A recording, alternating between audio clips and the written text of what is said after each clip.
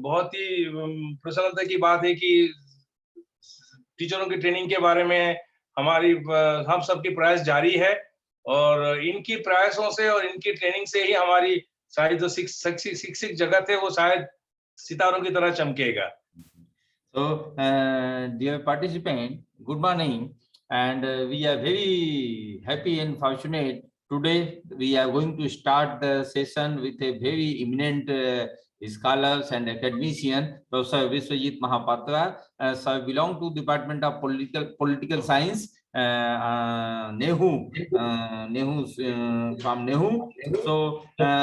besides his academic activity, he is a very active professional now also. By our small discussion also you can understand, and beside his academic teaching, research, and other contribution, sir is running one study center in the NEHU, that is Asian Study Center, and very actively, I am also part in that WhatsApp group. Very actively he is trying to promote the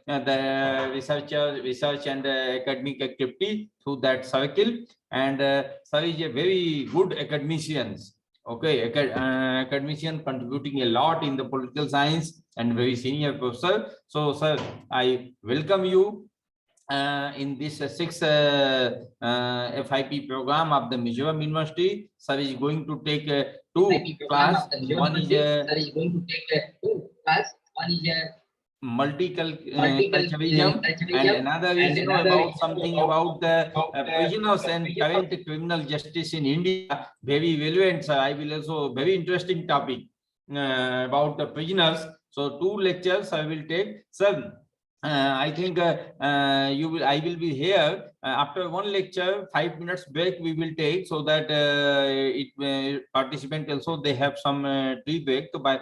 you try to finish the first class around 11:20, 25. Then after that 5 minutes we will again resume. Okay, so right. This is there. So, sir, now I am with me, sir, Professor Bhartendu ji. He is a course co-coordinator of this program and presently holding the post of the dean also of our school, SEMIS. So, with this introduction, I welcome you and handing over the session to you, sir. Thank you very much, Professor Burma, and also our dean, Professor Bhartendu Singh. It is always nice to see old friends. I have not met Professor Bhartendu Singh, but I through the email for about more than 10-15 years when he was organizing conferences on issues of international trade. And I think it's a matter of great pleasure that Mizoram University is doing quite a lot of activities under the leadership of the dean and the deputy director of the HRDC, Professor Manoj Verma. Manoj Verma is already well known as a professor of library science. I even look forward to his advice sometimes about some library issues. But nonetheless, I think, dear participants, since and I welcome you all to the 6th Faculty Induction Program, which is being organized by UGC HRDC Mizoram University. I'm pretty sure that your having shown interest in attending the program must have underlined the idea that you would like to interact with the resource persons and also would like to familiarize with the development that are taking place in the world, which are all and also to our own academic life. I think why I say survival simply because that we all know how the societies tend to undergo changes. Every time there is a new political regime, whether it is headed by any political party, that tend to talk about a kind of a new political culture. They tend to talk about a new political regime, and which is accompanied by their own kind of ideas and ideologies, which are primarily aimed at taking the country along the way of progress. We are not getting the political form, but then we should know that every political party, when it contests the political elections, when it contests elections for occupying political power in the country, seems to be aimed at taking the country further. I mean, no political party would like the country to be pushed backward so as to subject people to untold difficulties, unheard difficulties, which will put everyone into trouble. And that is where they also tend to underline the idea that whatever are the main salient values of the society must also be protected, and people be given adequate opportunity to carry on with their life, to carry on with their livelihood to the extent they are capable of, and also to be able to live in the midst of people in our own society with in amity, in peace, and also, as we say, within quote, harmony. I think in that context, we all remember that how the societies over the world, including the developing world and the developed world, tend to have undergone changes in the last 25 to 30 years, and where when you find that the certain countries, societies were dominated by a particular culture, tend to have been subjected to a lot of stress and strain, which positively tend to have led to a kind of a awareness amongst the individuals in all societies towards the philosophy of coexistence, towards the philosophy of peace, and also above all to live with everybody else in the same human society with a sense of justice. I think when we talk about it, I think the particular idea that we'll be talking about today is very clear, that instead of being any society being dominated by any kind of a monocultural pattern, tend to have become now a multicultural society, and where people of all kind of communities, all kind of ethnicities, and all religions and all other social backgrounds are now being called upon to live with each other in a peaceful environment, so as to be able to call ourselves the much deserved title that we call ourselves as human being. Human beings can only sort of distinguish themselves from the non-human beings only by way of espousing new kind of cultural beliefs, which are in tune with the time, and which tend to be contributing towards everybody's good rather than towards the good of any particular any particular ethnic community. I think that way we find that multiculturalism tends to have arose in great importance, with great significance as a political, as a desired value in our so-called human societies. I think when we talk of multiculturalism, we need to understand as to how the scholars tend to have looked at this new trend that has come up in the human society, and how do they define this multiculturalism that we tend to be so very strongly emphasizing in our own lecture, in our day-to-day discourse, in our own writing. And when look into it, we tend to understand that the scholars tend to have often used the term multiculturalism to refer to several different but related phenomena. The multiculturalism is nothing new, but they tend to be relating the so-called political value of multiculturalism, which tends to combine within itself several different values, but they tend to emphasize that it tends to certainly not a very different phenomena, and we can say it almost like a cumulative value, social value, which has arose in the society because of the changes that have come up in our own society, given the fact that there have been so many developments within the country, outside the country, in the whole world, which tends to attract people from different ethnic communities or different ethnicities, as we say, to live in one particular world or in one particular country. So here we find when you look into our own present-day society, whether be it in India, be it Canada, be it Japan, be it anywhere, we find there is a specter of people who tend to be also residing in various countries, although they don't belong to be there, but they seem to have they seem to have started living in the country because of the pressures of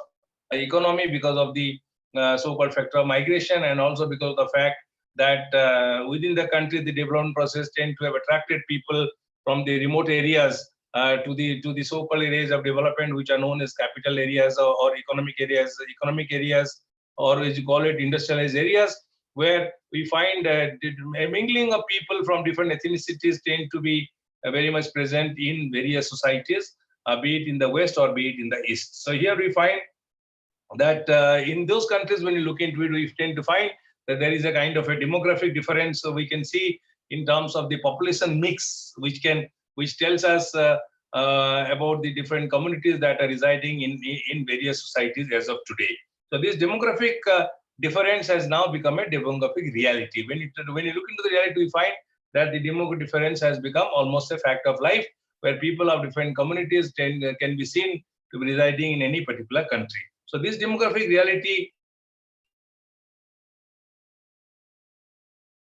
tend to be a population which is made up of people and groups which tend to represent a plurality of which we call it ethno-cultural traditions and also of diverse racial origins. I think these people tend to be, as you talk about ethnicity, they tend to have different ethno-cultural background. They also tend to have diverse religious beliefs. They also tend to have different racial origins. As we know, when you go to America, the Asians are, the Indians are called Asians, or, we are not called as Indians. So we may be, very particularly, we may be called Indians, but we tend to be called people from Asia. We tend to, when the people from Africans come, they are all Africans, but because of the intermingling, they seem to be called as African Americans, Indian Americans, but nonetheless, we know that we seem to be coming from different racial stock, and that seems to be the reality of the so-called present-day multicultural societies in today's world, be it in America or be it in elsewhere. So this demographic reality of a multi-ethnic population tend to be reflective of the diverse people, diverse different kind of groups who tend to be drawn from different ethno-cultural beliefs and also from diverse racial origins. So here we find that so when you talk of multiculturalism, we tend to understand that they tend to talk of the underlying term is called diversity, and you don't find any particular community belonging to any one particular racial stock. Rather, it tends to talk about diverse situation, and it takes to speak about diversity. So, in the sense, the specialists, the experts tend to also have looked at multiculturalism as it has emerged in today's world as something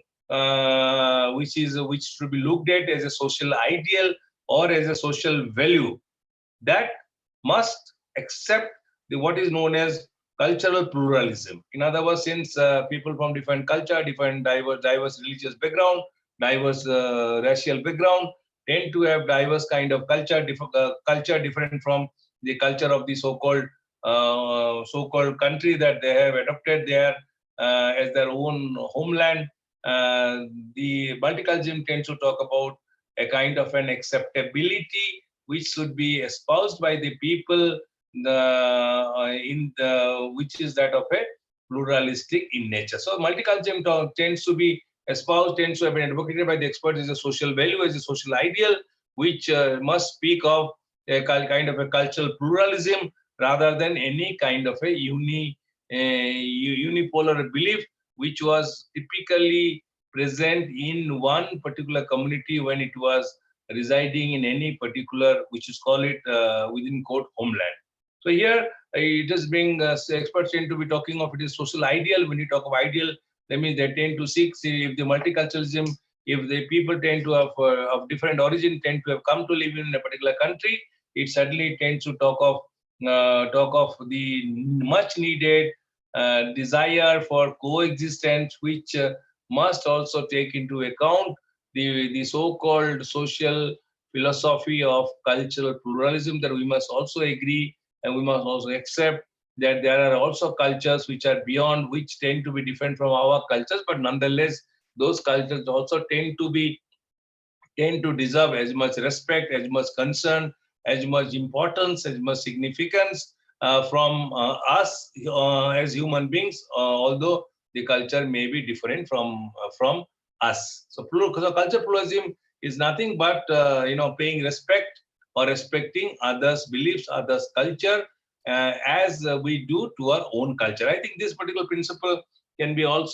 if you like, can also be expanded to the so-called biblical belief that we tend to have been taught right from our school days, that love, that is known as love thy neighbor. We must love ourselves as we love ourselves too much, we must also love our neighbor, and we should not leave anyone excluded from our own concern, from our own action, from our own thought, and we must also tend to think about their own issues as if those issues are our own issues. So that is where I think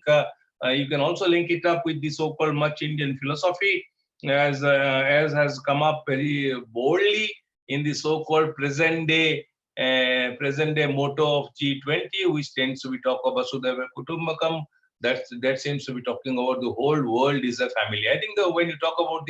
this concept Vasudhaiva Kutumbakam, whole world is a family, tends to also talk of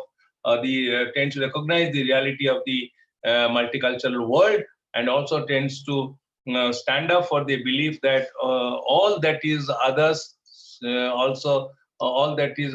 in terms of ideas, all those issues that tends to perturb others should also be our issues, and we should also work on those issues as much valiantly, as much strongly, as much, if I'm allowed to say, selfishly, as we tend to go about following our own personal desires. So anyway, so when you come back to our own lecture, we tend to understand that that this multiculturalism tends to tends to accept the cultural pluralism as it has become a reality of today's world. And here also scholars also tend to, as a consequence, scholars also tend to emphasize on the fact that since the cultural pluralism has become a fact of reality of today's world, the government policies and institutions must also be attuned in a manner that it must aim to recognize, and recognize, support, and manage the so-called cultural and racial pluralism as they are found within a particular country, both at the national, sub-state, and also at local levels of their governance, as they tend to go about doing their own duty. I think that way, we all know the multiculturalism has now become an ideal, and everything cannot be remained as ideal. And when you talk of government policies, those ideals also need to be translated into concrete political actions, which will be supported in the sense which will be implemented by the political institutions, and which will then make the life of the so-called people belonging to different ethnic origins, combined with, as we say, the new term that has been used. Vardhenu Singh knows about it, and he must be also using it in his own thing, which is known as ease of living. So, to provide the ease of living, the government institutions are also endowed with the interest and responsibilities of implementing the various government policies which are enacted by the government, particularly in the so-called era of multiculturalism. I think and now we all understand that when you talk of multiculturalism, we all understand multiculturalism tends to have become a desired value in the so-called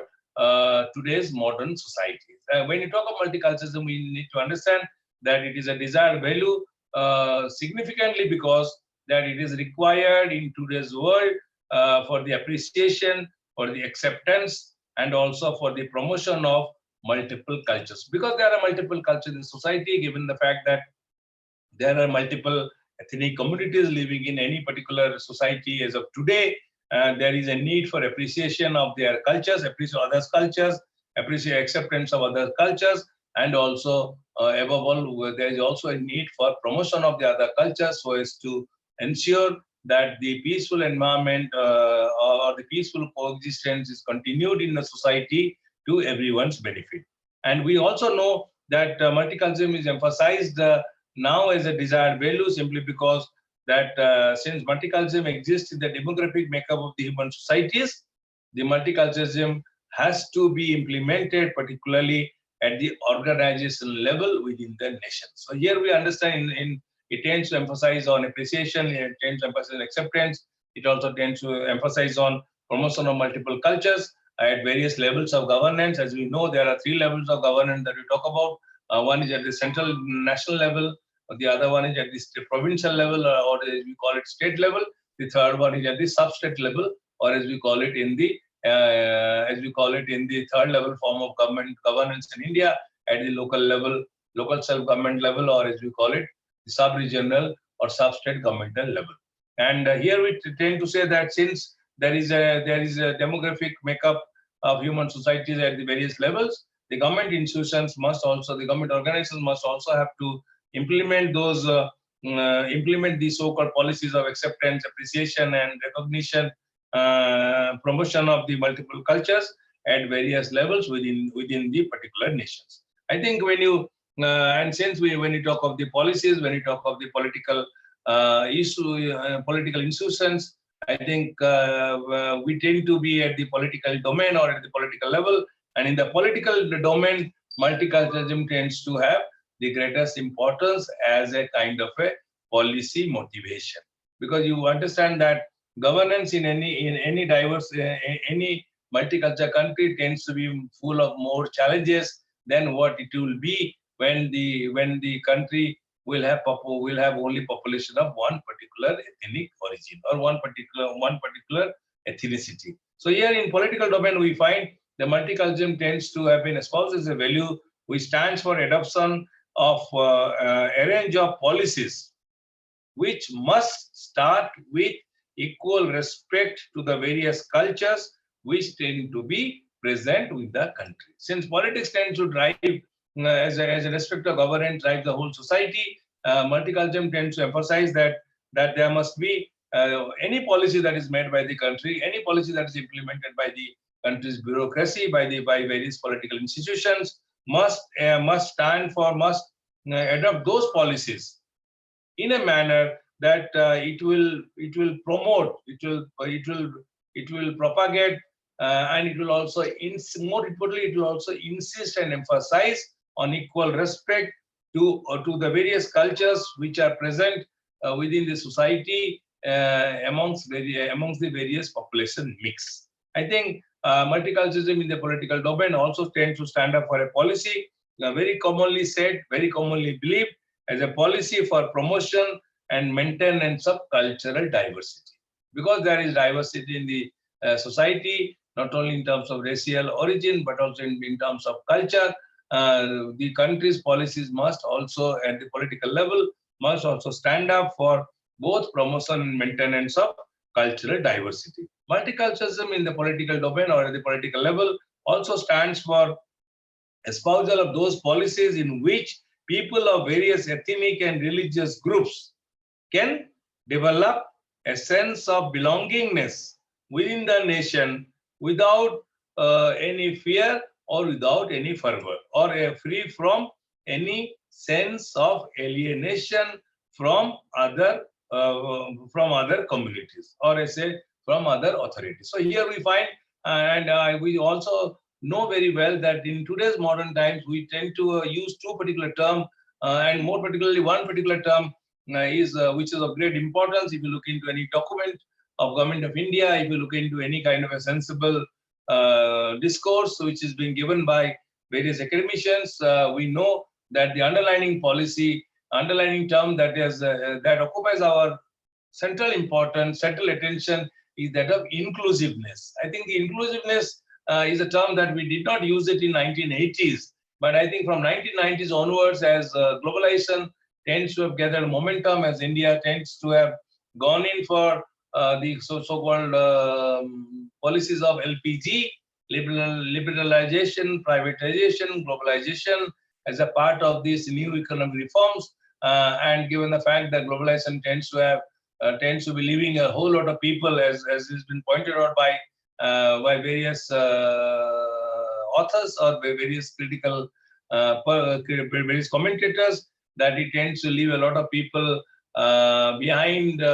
from outside and leave them outside the effects of the so-called globalization. There is a need for inclusiveness. So there is an emphasis on today on today's time on inclusiveness of all communities into the political ideal that is being propagated, that is being adopted by the political system in any particular country. So here also multiculturalism tends to stand up for adoption of policies which people of various ethnic and religious groups can develop, through which they can develop a sense of belongingness to the nation and also within the nation. And it tends to also aimed at the fact that no ethnic community, no person of any racial origin will feel being excluded from the political system of the country that he tends to be living in. So here we all understand that how in the political domain, multiculturalism tends to occupy the major kind of an importance, a major significance, both in the policy making and also policy implementers, simply because a nation can only remain stronger only when its people, irrespective of their racial diversity, tend to feel a sense of oneness. I think that oneness should not be considered with a kind of a policy of assimilation, but it is a kind of a policy of integration where people tend to believe as if they belong to the one particular country that they are residing in, and the destiny is common to all, and there is no other country, there is no other destiny beyond the country that they are residing in, and there is no other hope behind this country. So that is how, when people tend to develop a sense of oneness, people tend to develop a sense of unity, then that tends to make the nation stronger. So here we find, when we tend to talk about that in the political domain, the country must tend to adopt those policies which will not only promote equal respect for all different cultures which are present within the particular country, within the society, and it will also ensure promotion and maintenance of the culture diversity within the country, and it must also tend to ensure that people of different ethnic and religious groups can also develop without being subjected to any kind of discrimination by the so-called majority community or by the so-called by other communities, and also will tend to encourage, will tend to also inspire a sense of belongingness within the group, free from any kind of a sense of alienation. We find that the government is then entrusted with the responsibilities of pursuing of such policies which will aim at the so-called preservation of multiculturalism. In other words, in today's time, the challenge before the country is to adopt those policies which will only promote multiculturalism, and no government, given the fact that we live in an international world, can escape with implementing policies which will only promote any one particular culture rather than all the cultures which may be present within that particular country. So the pursuance of such policies by the central government, by the national government, tend to aim at preservation of multiculturalism, which tend to have over the time, over the decades, tend to have proved very useful in maintaining the so-called cultural mosaic that is present within the country. And and if you ever wonder as to how do they present, how has the modern countries preserved the cultural mosaic, the cultural diversity that are present within their own society? Is it only by way of policies? But they tend to have preserved the cultural mosaic which is present in the society by carefully avoiding projection of presenting any specific ethnic, religious, or cultural community as central to the country's mode of governance as opposed to the so-called policies of assimilation and social integration during the colonial period. I think, in other words, during the colonial period, when the situation is different, but nowadays we find that I think when we talk of colonial policies, we tend to be reminded of the so-called policy of divide and rule. Although it tends to have become a clique, but we know that divide and rule helped the so-called colonial masters, the colonial people, to carry on with their so-called lopsided governance, which is no more possible today. But nonetheless, in the country today's country tend to follow the policy of multiculturalism by carefully avoiding projection of presenting any particular ethnic, religious, or cultural community's values as very much central to the country's mode of governance, and it certainly tends to not follow the policy of assimilation and social integration as was followed during the so-called colonial period. I think when we were in the school, we tend to have become part of the so-called national integration, and the national integration, the process of integration tends to differ from assimilation, simply because that while integration tends to respect the diversity of the population mix within a particular country, assimilation was totally opposed to integration, because assimilation was aimed at creating one particular, transforming every person into one particular ethnic mix, rather than respecting the so-called plurality that was present in the human society. So here we find that and today's time, when you talk about multiculturalism, we tend to understand that it tends to emphasize on integration rather than on assimilation. Assimilation, today's time, if we talk about assimilation, there is a lot of opposition, simply because assimilation speaks of one particular unipolarity rather respect for diversity that is present in diverse or in different communities. So when you look into, so when you talk of the when you tend to compare the colonial period with the contemporary period, we tend to understand that the contemporary period, since it emphasizes on national integration rather than social integration or assimilation, we find that the modern day governments tend to have changed their attention, or as you call it, shifted their attention towards pursuance of multicultural policies in their own activities, in their own policy making and policy implementation programs, where they tend to have rightly focused upon interaction and communication between different cultures, as they believe only through interactions of cultures, people can be provided with opportunities for appreciation of cultural differences and to communicate and interact in a broader manner so as to preserve the so-called policy of multiculturalism. I think you must have, if we talk about our own Indian context, I think you must have been also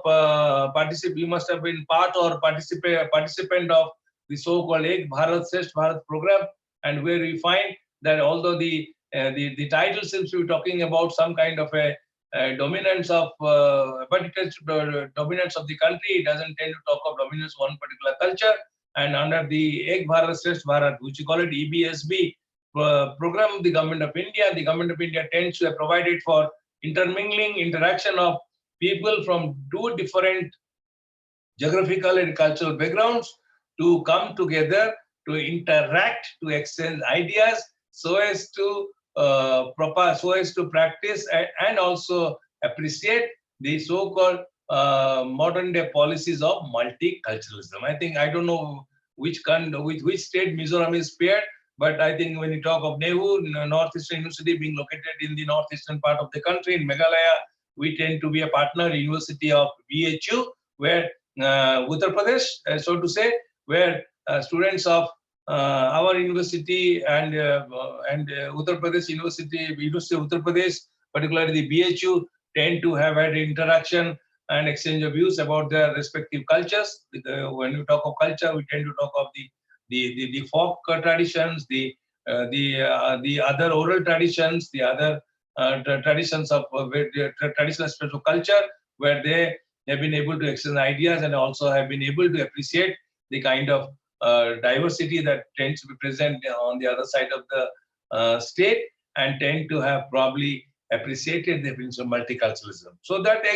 so those programs tend to be aimed at national integration rather than any kind of social integration. And more particularly, we need to remember that that is directed towards the preservation and maintenance of the principles of what we know and we are discussing today as multiculturalism. So here, when we talk of multiculturalism, we find that not only there's one scheme of EBSB, but over the period we can see there have been many policies which have been enacted by the Government of India and implemented by the Government of India, and also various state governments and other local level institutions of political governance, where there have been many policies which have been aimed at for maintenance of diversity and also the cultural uniqueness of the people, which are typically present in the so-called identified groups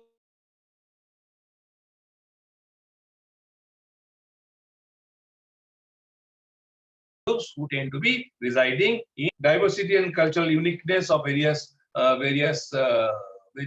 ethnic communities tend to have occupied center stage in the context of today's multicultural governance. And I think when you go a little further, and if we are ever if our curiosity is aroused as to why multicultural policies tend to be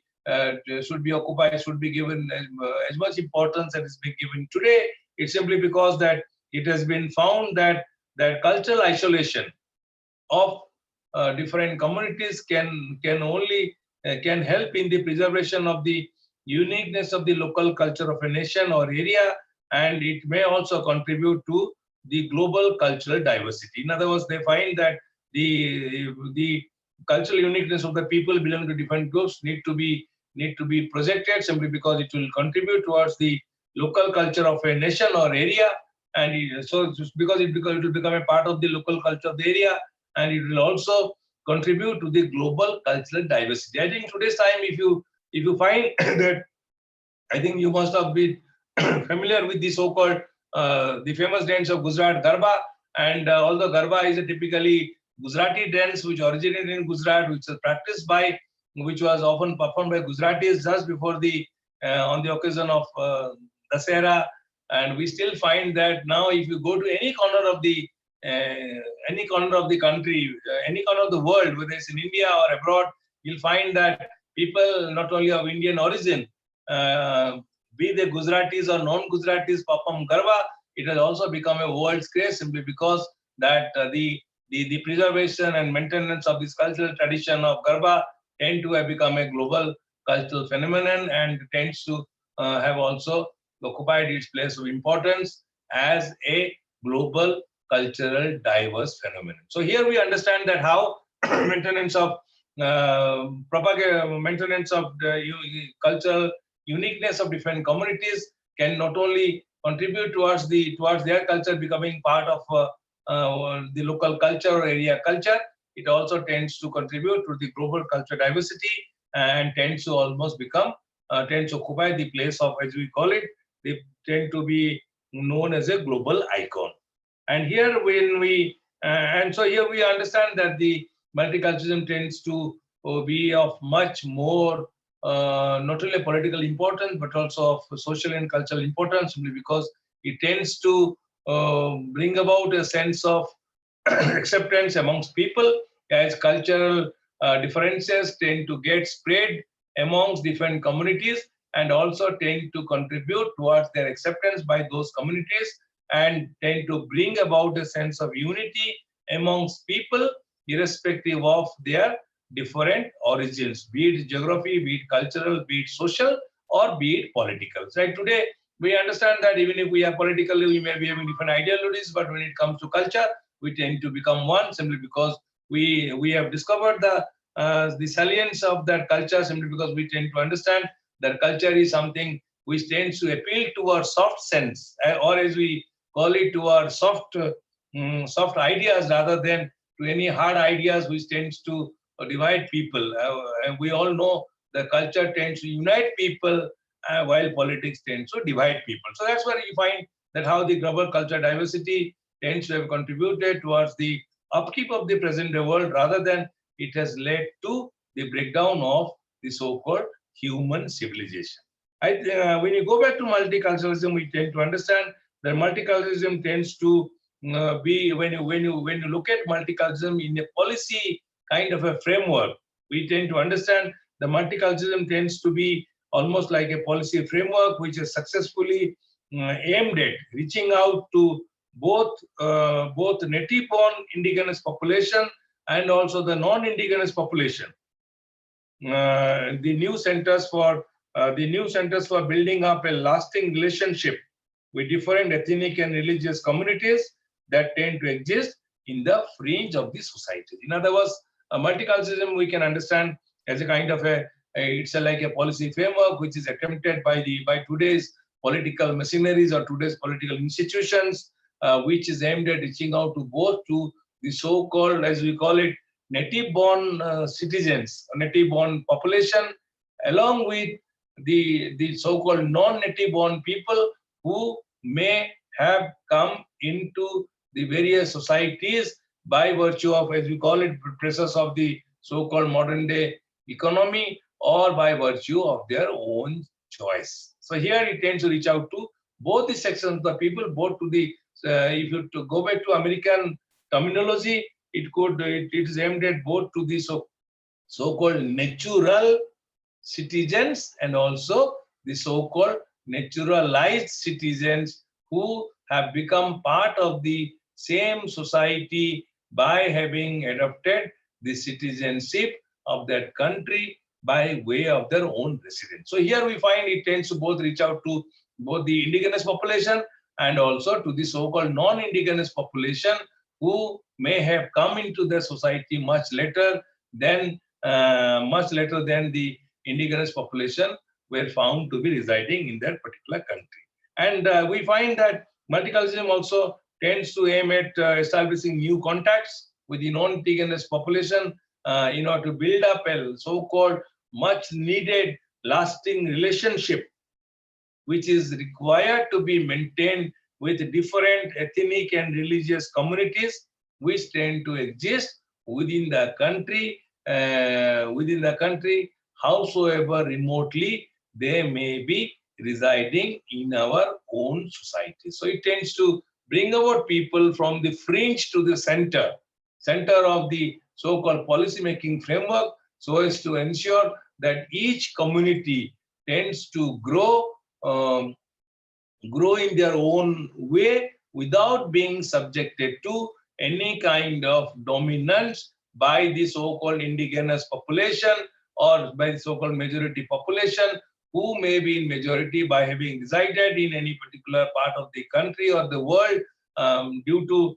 political circumstances. And each culture must get an opportunity to grow, to flourish, to develop themselves to the extent that they are capable of without being subjected to any kind of discrimination. So here, the benefit of the policy can be seen that that communities from the fringe, from the remote areas,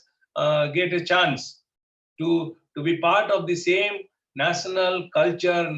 same national political culture that tends to be present within a particular country, where each community is allowed or ensure their own development and is not allowed to grumble, so as to bring about a sense of unity within the particular country. I think when you go a little further as to understand as to what multiculturalism tends to talk about, is it something very, very different, or is it something, or is it much more than beyond acceptance of the so-called diversity of cultures? We need to understand that multiculturalism tends to aim at encouraging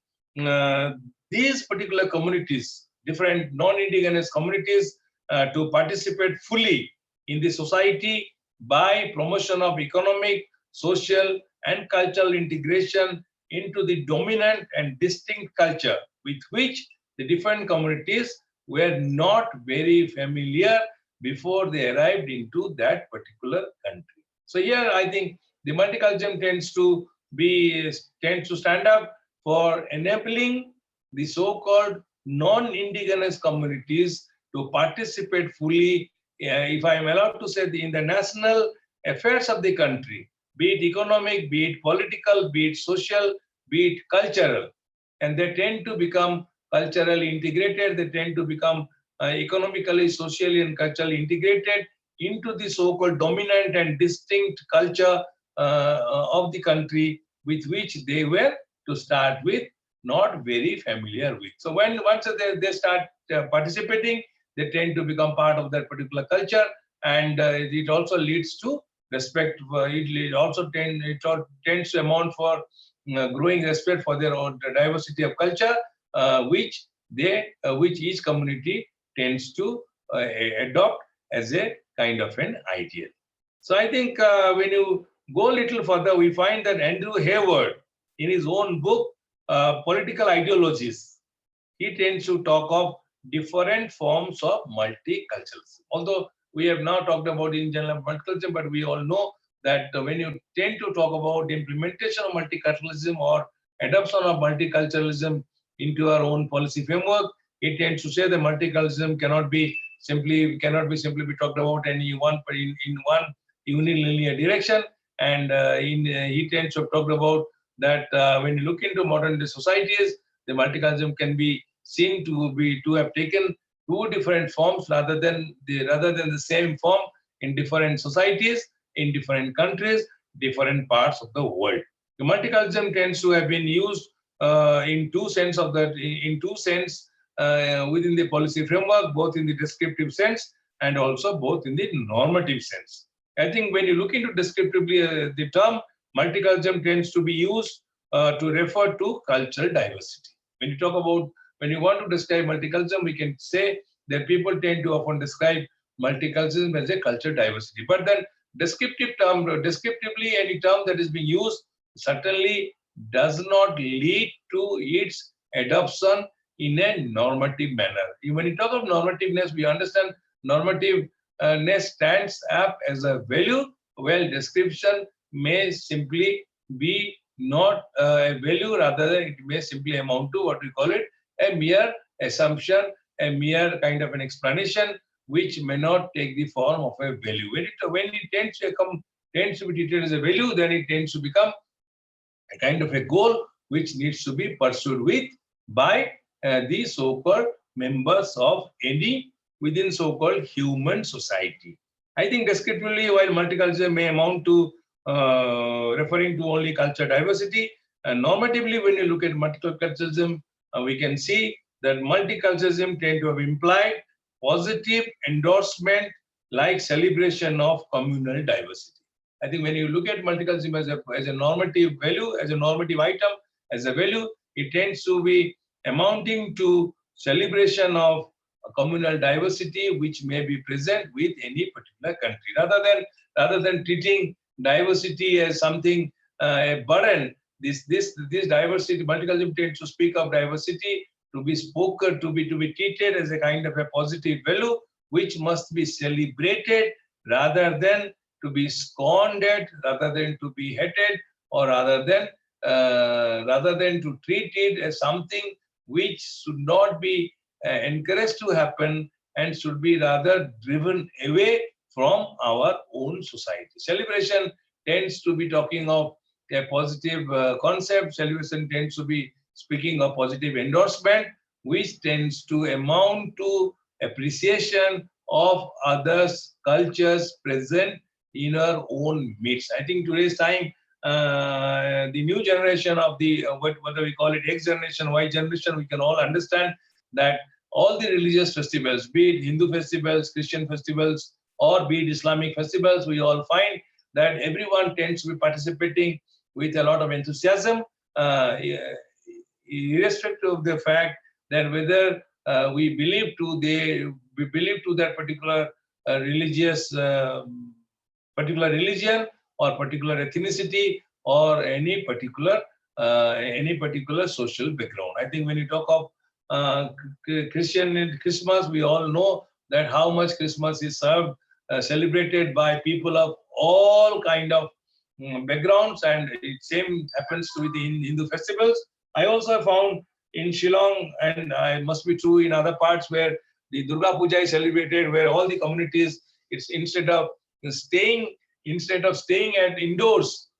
because of the fact that they probably don't identify with the religion, tend to come out with full force and tend to be not only mingling with the people of different religious backgrounds, but they are also often seen to be celebrating the same festivals or various festivals with equal gusto, with equal enthusiasm, with as we call it, with equal joy and merriment, as could be seen in the case of those particular communities to which these festivals tend to belong particularly. So that tends to say how there has been a kind of a appreciation of different cultures, different practices, as could be present in other communities. So here we find multiculturalism tends to stand up for positive endorsement, like celebration of the communal diversity, which may be present in any particular society. And we also know that it is typically based on either the right of the different groups to respect and recognition, or on the alleged benefits to the larger society of moral and cultural diversity. I think we all understand that if nobody minds, if the government doesn't mind or the society doesn't mind people coming out and celebrating the others' cultural traditions, cultural festivals, cultural beliefs, it's simply because that it is very clearly encouraged, simply because it is believed that by celebrating the cultural traditions of different communities, it will bring about a situation where people will have respect for different groups, and people will also recognize the existence of different groups and their cultures, and it will also contribute in the end to the so-called moral and cultural diversity, which will in the end strengthen the nation rather than will amount to any kind of breakdown of the country or breakdown of the society. So in the words of another expert, Susan Wissendorf, she tends to talk about this particular multiculturalism as the human right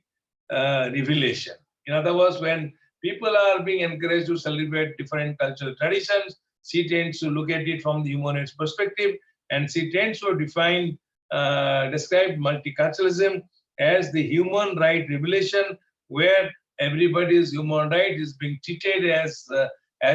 truly human right rather than the rights of any particular ethnic, religious, or any other socially different community. So here Susan Wissendorf tends to say that this multiculturalism tends to have contributed to increased support for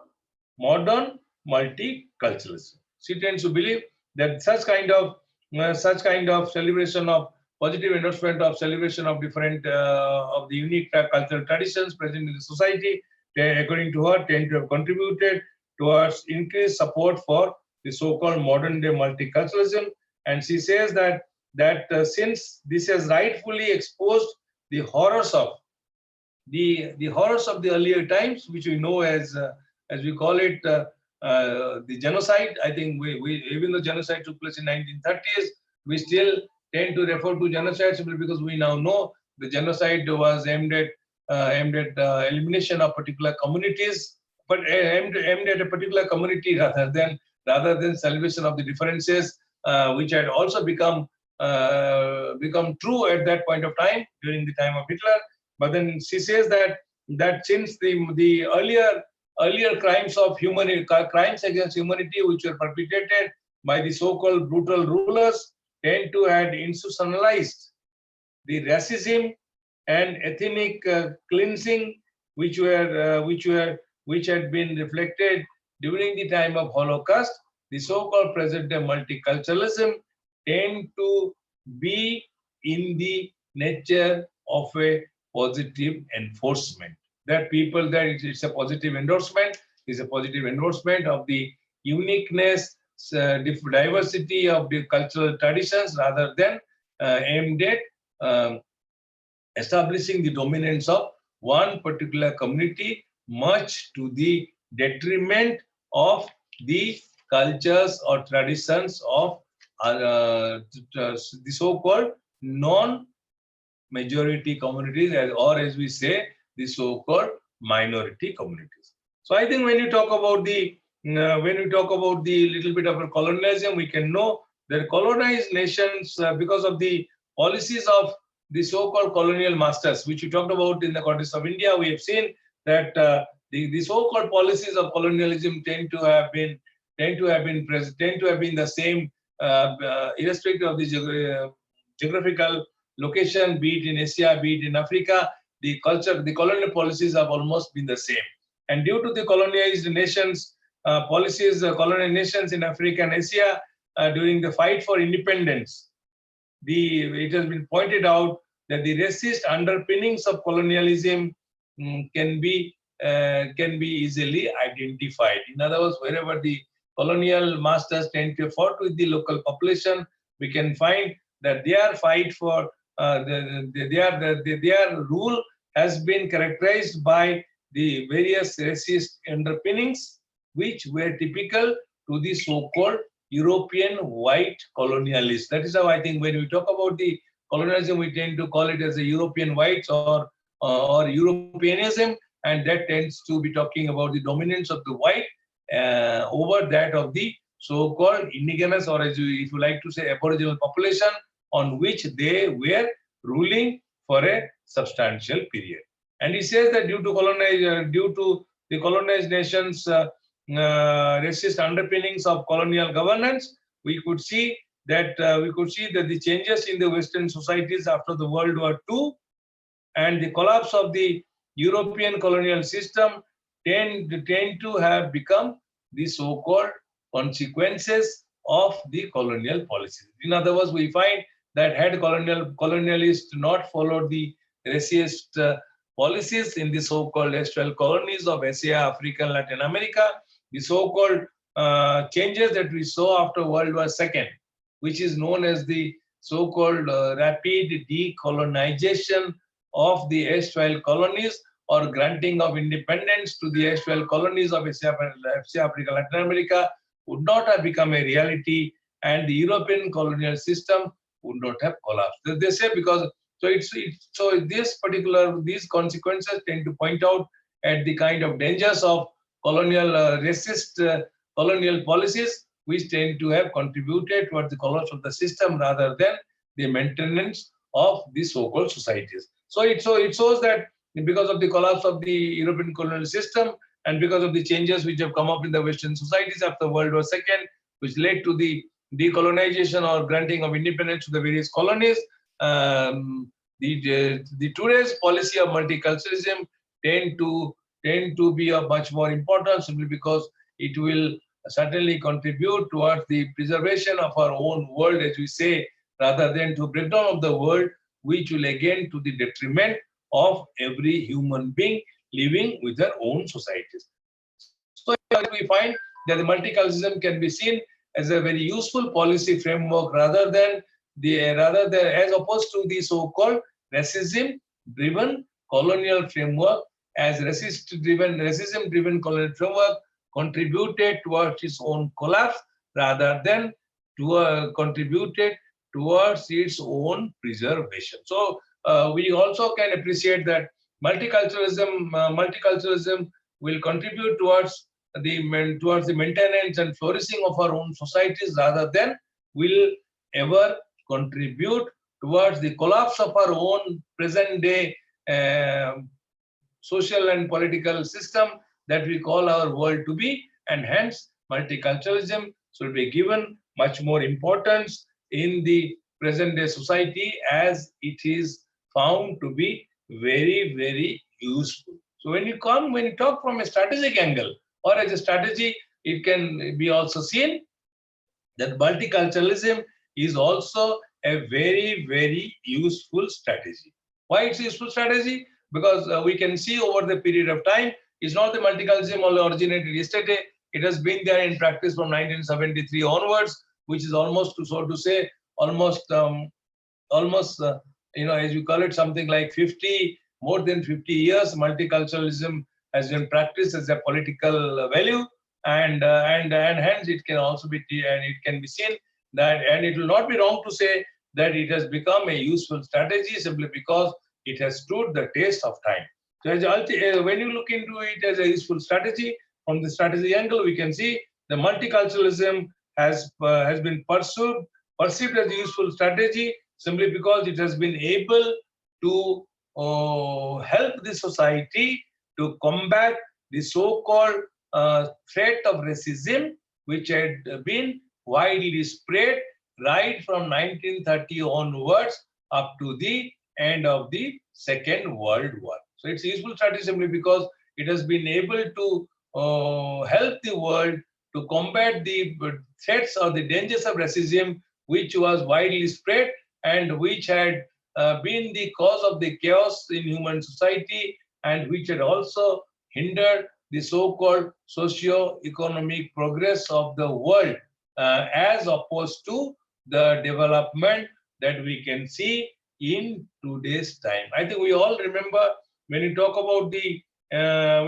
development as it was taking place in Europe in 1930s, and today we find that that today's development is not only widespread, it is also One second.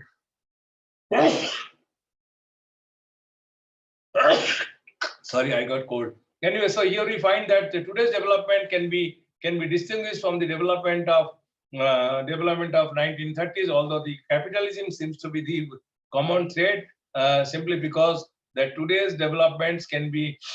is much more modern than what it was before, simply because it is free from all kind of negativity which had been associated with the so-called within quote the colonial capitalism, as it had been born and had perpetuated till the end of the Second World War. Today, and then you also can see very much, even if you talk about capitalism, that today's capitalism is no more called classical capitalism because it has been to distinguish the today's capitalism from the earlier capitalism.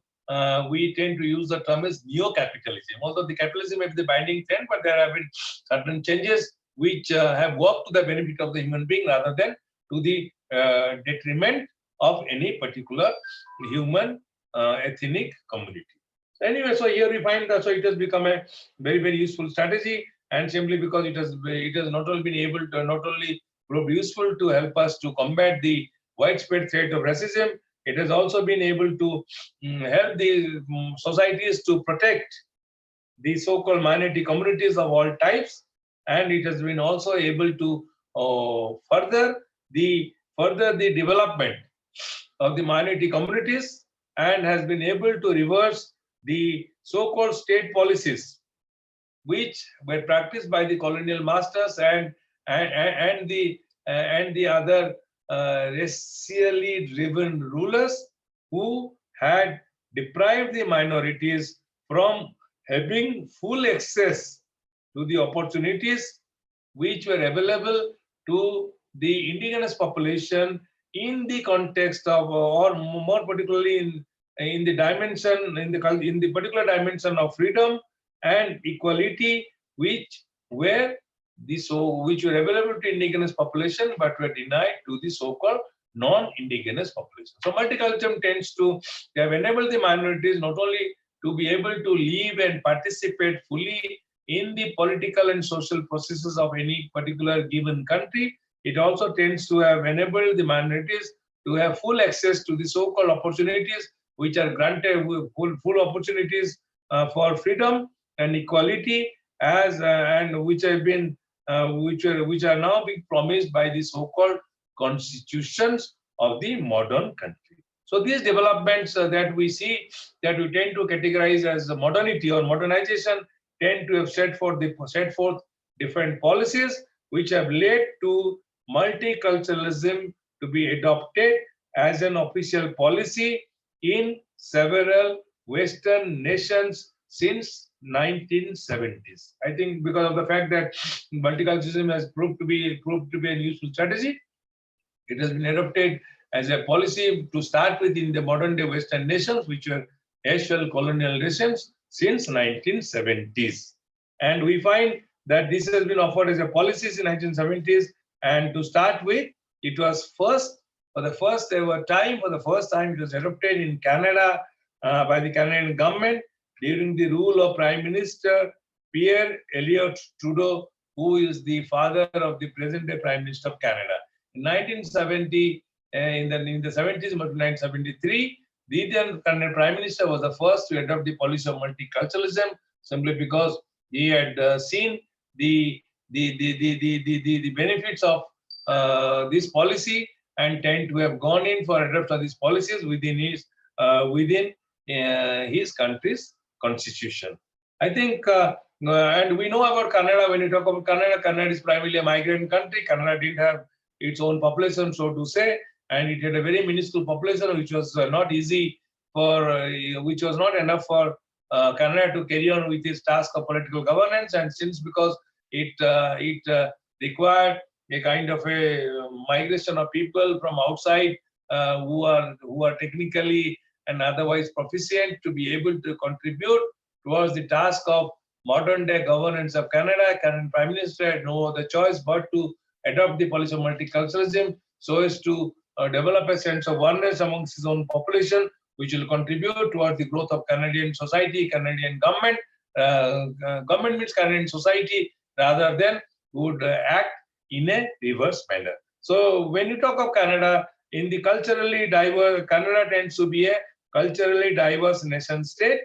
And like Canada, when we find there are other culturally diverse nation states, they are in Africa and Asia, we find multiculturalism tends to have been used more in the descriptive sense. And they have been used in the sense that they have been, the multiculturalism has been adopted as a policy which have been adopted in the post-independence period, where similar to multicultural policies being followed by the Western world. We find the in 70s onwards, we find not only Canada and other Western countries tend to have adopted multiculturalism. We also find that the same racial mix which you could be seen in the much more in the newly independent countries of Asia, Africa, Latin America, following their decolonization, they have also gone in for adoption of multicultural policies simply because they realize the benefit of multiculturalism rather than the policies, rather than following the policy of colonialism, simply because that they knew that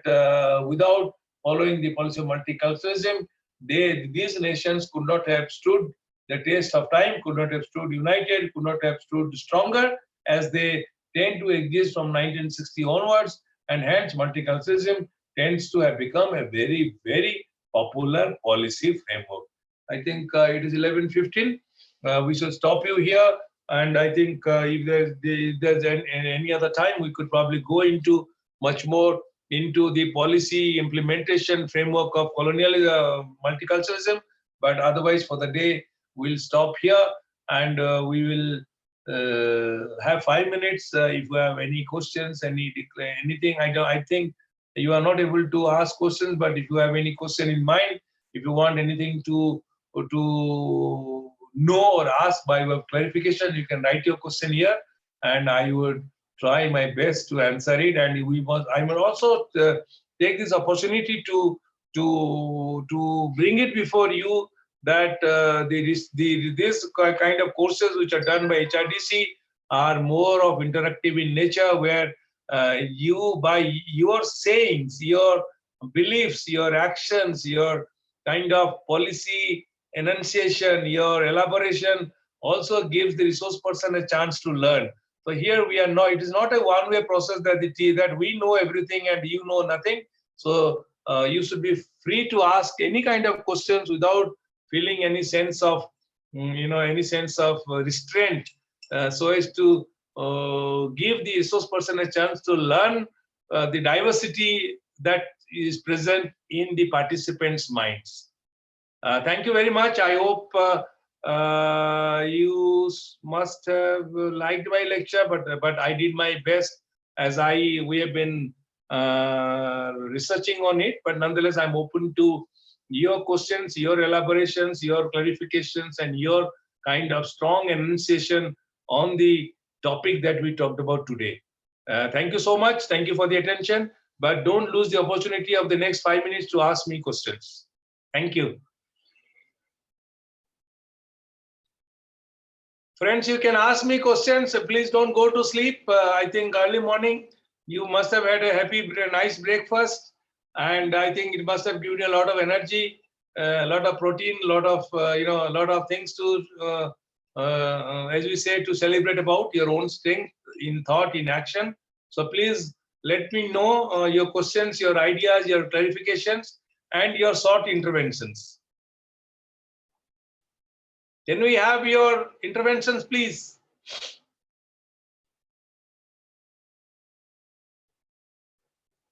Hello. Can you please ask? Yeah, okay.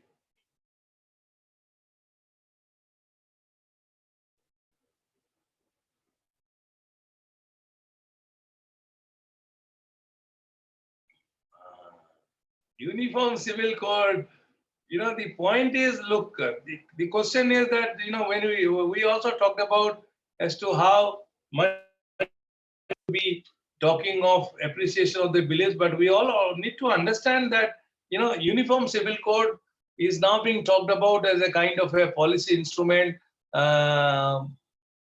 to establish the domination of one community over other community. But the problem is, from a human rights perspective, we must understand that if any particular section of the human society is subjecting from any kind of disability, I think the law is something which must take care of it. And that is where I think Uniform Civil Code is something which will ensure that people, irrespective of their racial origins, irrespective of the religious background, everybody must be entitled to the same human right as is promised by the law. So as my personal belief, the Uniform Civil Code is certainly not opposed to the so-called human rights of people of different racial origins or religious origins or ethnic backgrounds, but nonetheless, it is the test of the time, simply because that we find that how the dominance of traditional beliefs, which have acquired a kind of a strength in today's surcharged political atmosphere, a section of the society tends to have lost their human rights other than being unable to live life that deserves to be called as human beings. I think Uniform Civil Code, according to me, is not very much opposed to. It's a part of the multicultural policies where the state must perform its own duty of ensuring that everybody enjoys the same rights, same human rights as is promised in the constitution, and the state is not kept, the state is not held ransom by any particular community in the name of religious or any ethnic or any other diversity that may have been part of the so-called old traditional society.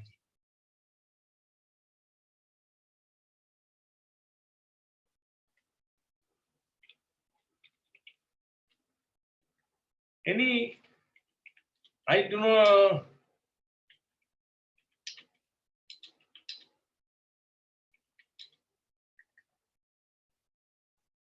How is that Uniform Civil Code tends to be looked at by us as something? I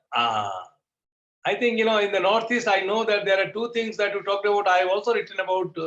CAA, but we all understand all the agitations that are launched by various social groups in today's time,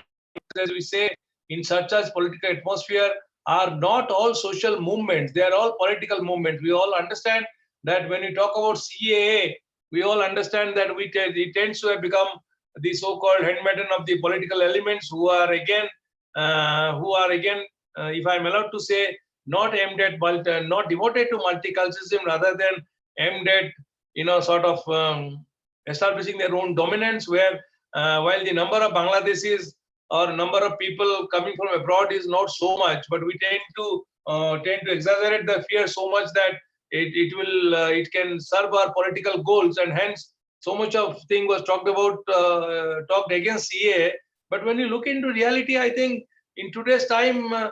there is no fear of any particular community coming from outside and establishing dominance over us. But we should all treat the so-called social movements as political movements. They have very, very limited political ambition or objective, and they certainly seem to be not having the objective of the nation in their own minds. And because they are political movements, they have political objections, we should not also accord them the position of nationalists by any means. And we must also treat these movements as very, very self-interested movements rather than the so-called national movements. I think you must have also seen that when you look into the CA movement was not opposed by all kind of people, but it was opposed by some kind of people, but at the provocation of the so-called political elements, people from selective communities had come, and political ideologies tend to have opposed it. And ultimately, as we have seen, that the movement has not gone very further, and the country is back on that thought of implementing CAA and the NRC, rather than go against the so-called national policy, which has been adopted by the so-called central government. I think for me, I've lived in the Northeast. CA is not a threat to multiculturalism, because we all understand that as we talked about multiculturalism, we know multiculturalism tends to talk about reaching out to both the indigenous population and the non-indigenous population who may come into any country at any point of time, so as to see that people, irrespective of their time of arrival in the country, are not discriminated against by the so-called indigenous population who may be residing in that particular area, maybe for centuries. So the idea is that multiculturalism is a policy of accommodation rather than it's a policy of exclusion. That's where we tend to talk about that it is an inclusive policy rather than an policy of exclusion, which is aimed at excluding any particular community, any particular ethnic population from the benefits of the policies which have been enacted by the so-called country of residence.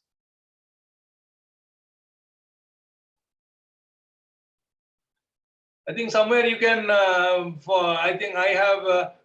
some lectures in, I think you can see it here. I'll give it to you here. You can, somewhere you can see some of my writings are here,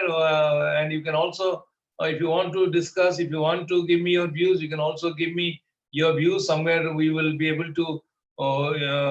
appreciate them, understand them, and probably debate and discuss among them. And we can also sort of make them part, if at all it is a critical point, we can also make it part of our own writing and research and teaching program. And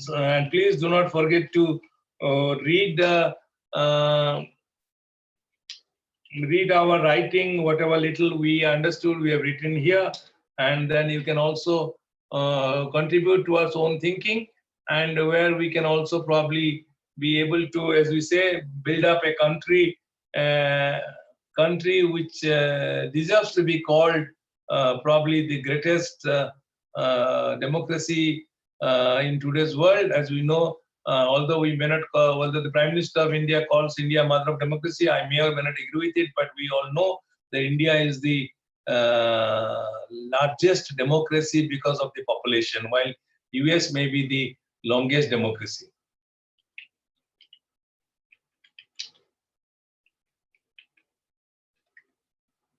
So I think we must, if you have anything to say, we can end here, or else I will take you to a different dimension after 5 minutes. 11:25, we'll start at 11:35. I will tell you about my own research, my own understanding about the prisoners and the present day criminal justice system in India. We will understand another section of the people where we talk of the inclusiveness in the present lecture. We'll go into understand as to how far we are inclusive in our own thought and action as regards the prisoners who may have become the victims of their self-actions or actions of the so-called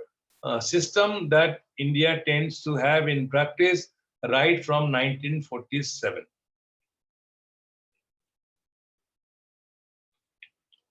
So thank you very much. I think if you do not have something to say, I